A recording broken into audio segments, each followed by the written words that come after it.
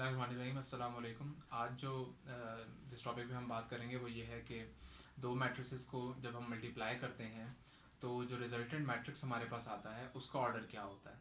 तो इसके ऊपर हम बात करेंगे और फिर उससे रिलेटेड हम क्वेश्चंस भी देखेंगे। तो एक्सरसाइज 3.1 का ही हम क्वेश्चन देखेंगे। तो हम बात कर रहे हैं मल्टीप्लिकेशन ऑफ मैट्रिसेस की, मल्टीप्लिकेशन ऑफ टू मैट्रिसेस की।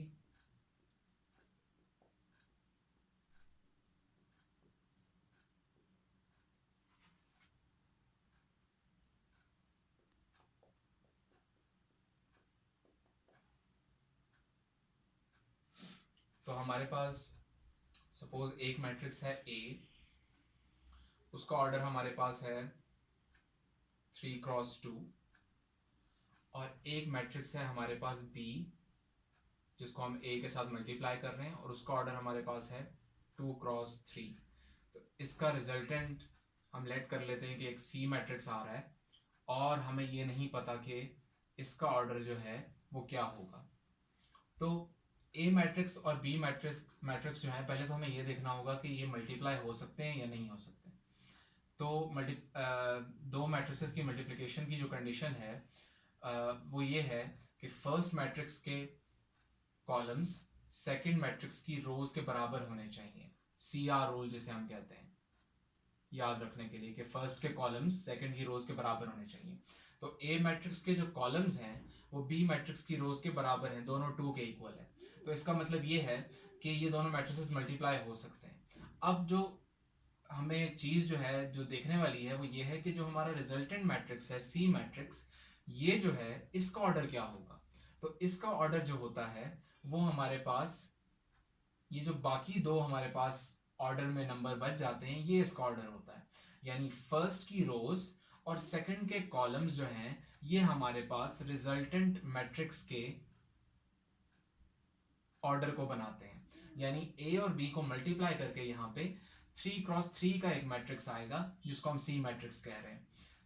यानी फर्स्ट मैट्रिक्स की रोज और सेकंड मैट्रिक्स के कॉलम्स जो हैं वो हमारे पास ऑर्डर बनाएंगे प्रोडक्ट ऑफ टू मैट्रिसेस का। ठीक है, तो अब हम इससे रिलेटेड जो है वो एक क्वेश्चन कर लेते हैं।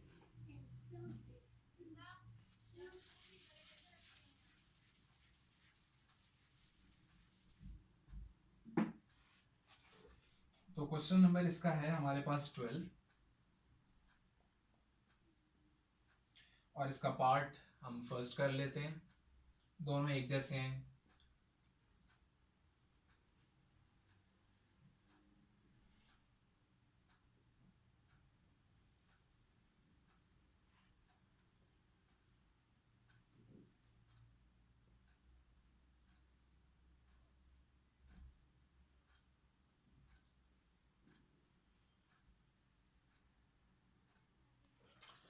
ये हमारे पास क्वेश्चन है और यहाँ पर हमें जो है वो x फाइंड करना है। x एक मैट्रिक्स है,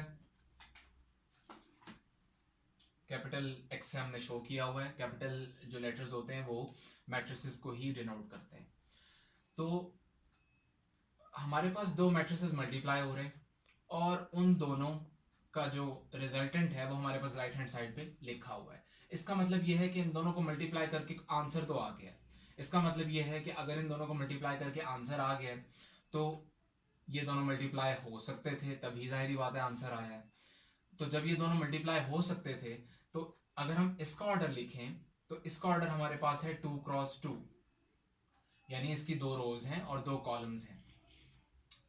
तो जाहिर बात है कि फर्स्ट के कॉलम्स और सेकंड की रोज बराबर होनी चाहिए तभी वो मल्टीप्लाई हो सकते हैं। तो यानी इसके कॉलम्स जो हैं, अगर मैं एक्स मैट्रिक्स की बात करूं तो इसके कॉलम्स जो हैं वो तो हमें क्लियर है कि 2 ही होंगे। वो इसलिए क्योंकि ये कॉलम्स जो हैं ये रोज के बराबर होंगे तभी तो ये मल्टीप्लाई करके हमें कोई आंसर दे रहे हैं। अब बात आ जाएगी इसकी रोज के ऊपर कि इसकी रोज कितनी होंगी। तो अभी थोड़ी देर पहले मैंने जब आपको मल्टीप्लिकेशन समझाई और उसमें मैंने आपको ये बताया कि जो प्रोडक्ट होता है हमारे पास दो मैट्रिसेस का, उसका ऑर्डर इस तरह हम लिखते हैं कि अगर हम, वो तो हमारे पास तब होता है जब हमारे पास जो है दो जो मैट्रिसेस हैं उनका ऑर्डर हमें पता हो। यहाँ पर हमें रिजल्टेंट का ऑर्डर पता है, हमें नजर आ रहा है, जो कि है 2 क्रॉस 2। तो ये चीज मैंने आपको पहले बताई है कि जो रिजल्टेंट की रोज होती हैं वही बेसिकली फर्स्ट मैट्रिक्स की रोज होती हैं। थोड़ी देर पहले हमने जो है जो चीज़ मैंने एक्सप्लेन की उसमें यही था कि जो रिजल्टेंट था उसकी जो रोज हैं वो हमारे पास फर्स्ट मैट्रिक्स की रोज के बराबर हैं, और जो रिजल्टेंट के कॉलम्स हैं वो हमारे पास सेकंड मैट्रिक्स के कॉलम्स के बराबर होते हैं। तो यहाँ से ये जाहिर हो गया क्योंकि रिजल्टेंट की रोज 2 हैं तो हमारे पास फर्स्ट मैट्रिक्स की रोज भी जो है वो 2 होंगी। तो ये हमें पता लग गया कि ये जो एक्स मैट्रिक्स है इसका ऑर्डर तो होगा 2 क्रॉस 2। अब हमने जो है वो क्या करना है, हमने लेट करना है, let x equal to 2 cross 2 का एक मैट्रिक्स लेट कर लेते हैं, और उसकी एंट्रीज को हम जो है वो वेरिएबल से डिनोट कर देते हैं, हमें नहीं पता कि वो क्या है, ABCD। तो ये हमारे पास जो है वो x मैट्रिक्स हो जाएगा। और अब हम जो है वो क्या करेंगे, इसको मल्टीप्लाई करेंगे इस मैट्रिक्स से लेफ्ट हैंड साइड जैसे हमें गिवन है, और उसको इक्वेट कर लेंगे राइट हैंड साइड से, तो हम वहां से फिर वैल्यूज निकाल पाएंगे। तो हम जो है वो लेफ्ट हैंड साइड जब इवेल्युएट करेंगे तो कुछ इस तरह होगी कि ABCD ये मल्टीप्लाई हो रहा है 5 2 -2 1 से, और ये इक्वल है राइट हैंड साइड हमारे पास है -1 5 12 और 3। ये हमारे पास जो है वो आ जाएगा। अब हम इसको लेफ्ट हैंड साइड को सॉल्व करते हैं। तो दो मैट्रिसेस जब मल्टीप्लाई होते हैं तो आपको पहले भी बता चुका हूँ कि उसका तरीका क्या है कि पहले फर्स्ट रो को फर्स्ट कॉलम से मल्टीप्लाई करें, फिर फर्स्ट रो को सेकंड कॉलम से करें, और फिर सेकंड रो की बारी आ जाती है। तो जब हम फर्स्ट रो को फर्स्ट कॉलम से करेंगे तो हमारे पास आएगा a into 5 is 5a and -2b, 5a -2b। अब फर्स्ट रो को सेकंड कॉलम से तो हमारे पास आएगा 2a प्लस b। इसी तरह हम जो है वो सेकंड रो को जब फर्स्ट कॉलम से करेंगे तो हमारे पास आ जाएगा 5c -2d,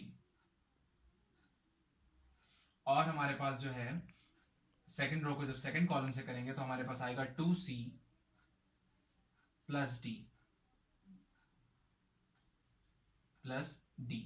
और ये हमारे पास जो है वो किसके इक्वल है, यहाँ पे जगह नहीं बची तो मैं यहाँ पे लिख देता हूँ, -1 5 12 और 3 के। ये हमारे पास इक्वेशन है।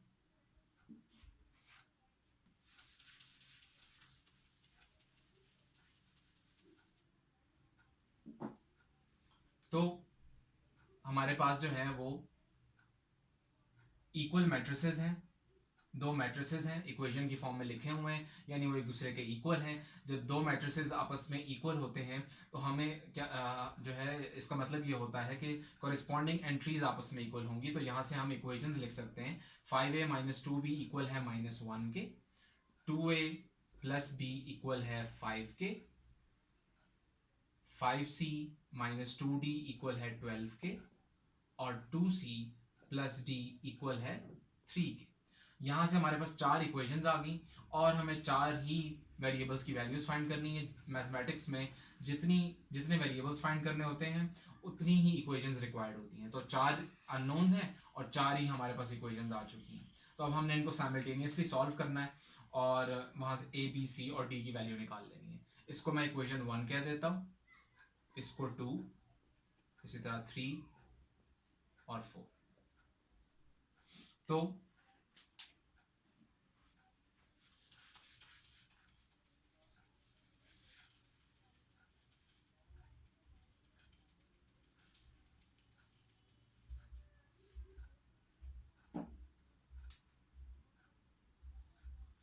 यहाँ से मैं फर्स्ट और सेकंड ले लेता हूँ। तो मैं इक्वेटिंग द कोएफिशिएंट्स से मैं जो है वो सॉल्व करूंगा, और मैं जो है वो सेकंड इक्वेशन को 2 से मल्टीप्लाई कर रहा हूँ और ऐड करूंगा, क्योंकि हमारे पास -2 ऑलरेडी मौजूद है। तो 2 से मैं मल्टीप्लाई कर रहा हूँ, so multiplying equation 2 by 2 and adding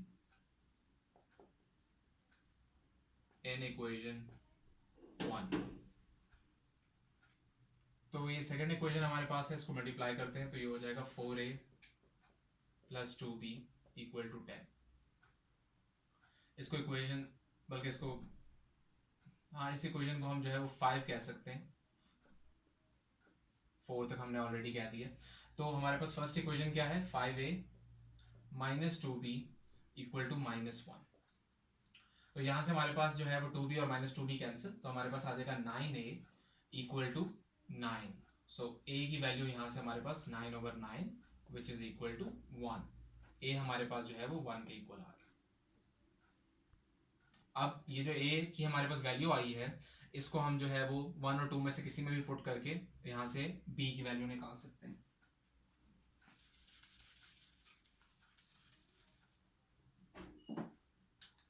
तो मैं जो है वो 2 में पुट कर रहा हूँ, तो हमारे पास आएगा 2 टाइम्स a है, तो a हमारे पास 1 है, 2 times 1 plus b equal to 5, 2 plus b equal to 5, b is equal to 5 minus 2, b is equal to 3।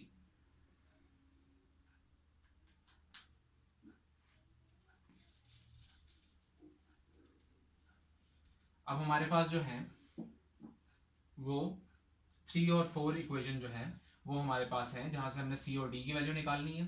तो इसको भी हम सॉल्व कर लेते हैं इक्वेटिंग द कोएफिशिएंट से।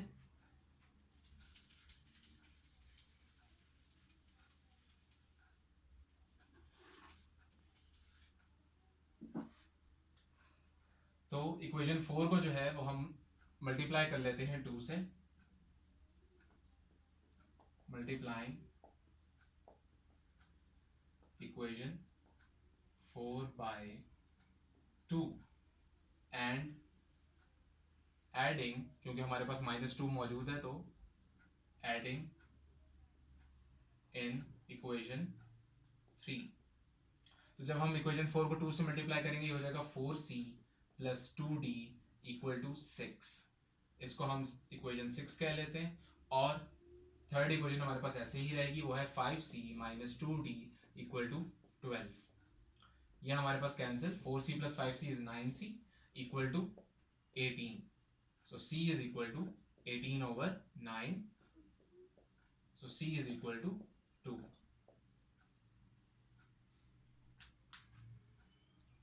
और c की इस वैल्यू को इन दोनों में से किसी में भी पुट करके हम जो है वो d की वैल्यू निकाल सकते हैं। तो मैं जो है वो फोर्थ इक्वेशन में पुट कर रहा हूँ।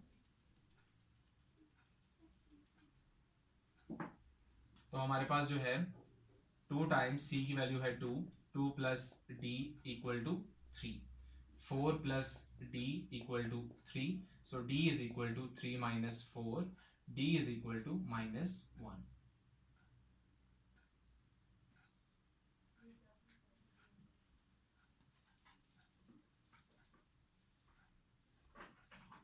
तो हमने जो है वो चारों अननोन्स फाइंड कर लिए हैं, तो हम अपना फाइनल मैट्रिक्स जो x मैट्रिक्स था वो लिख सकते हैं।